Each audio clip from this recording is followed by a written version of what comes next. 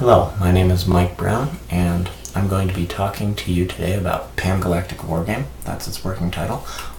This is for the 18-card GenCant contest, and this game is gonna appeal to the type of players who like the game Diplomacy.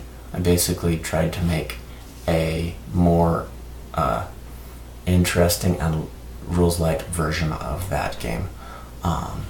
And this game captures the essence of Diplomacy, but it's not exactly a copy of it. Now, when you play, the game supports 3 to 4 players. If you were to add in more armies, then it could go up to more, but with 18 cards, just 3 or 4. And the game ends when one player scores 4 points, or if any player loses their last army, then the game ends, and then whoever has the most armies wins. And if there's a tie, there's actually this tricky mechanic where tied players are eliminated from the running, and this means that if there are 2 players who are ganging up on one player, say in the 3-player game, for instance, they're encouraged to backstab each other, because if they tie, then the player they eliminated actually wins. And in 4 players, deadlocks like that don't occur as often, but still, a player who's losing can feel like they have a chance at winning if they can engineer a situation where they can get the players above them to all tie.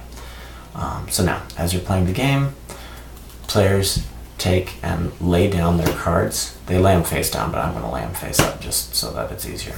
You lay them face down and then you flip them over. But players lay down their cards in front of themselves and in front of other players to show what they're going to do. So let's pretend green's over here and yellow's over here and blue's over here. If green were to lay cards down like this, he's now defending himself. Arrows pointing out. If he were to lay the cards down like this, he's attacking himself. Any cards laid in front of a player affect that player, either defend or attack the player. So let's say green wants to defend himself with a few and attack blue. And blue, and this is going to happen simultaneously after the phase where everyone discusses.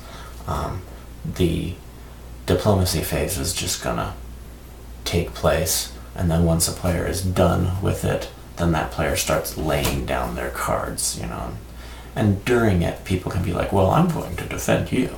But they lay the card face down, so no one knows what they're really doing.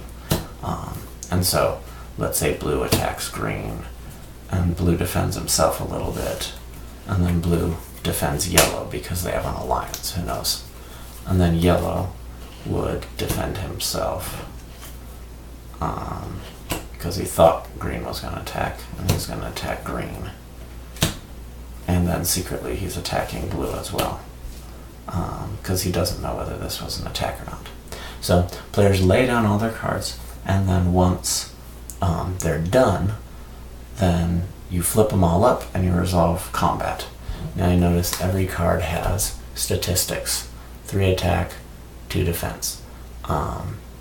So when on the attack, the card is worth 3. So you sum up the attacks, sum up the defenses, and then whichever army is bigger wins. Now, if the defending player wins, then that player captures 1 ship from the attackers and can use the ability on the bottom of the card, and he can hold on to that card and just activate the ability once and remove it from the game. If the attacking players win, then 1 card from the defenders is destroyed, and that card is given to the attacker who had the biggest army as a point. So that's how you can score your points. This game is certainly for people who like, backstabby games. So not everyone loves it, but this game is a very strong and strategically sound game, which has been very fun to make. I hope you enjoy it. Talk to you later.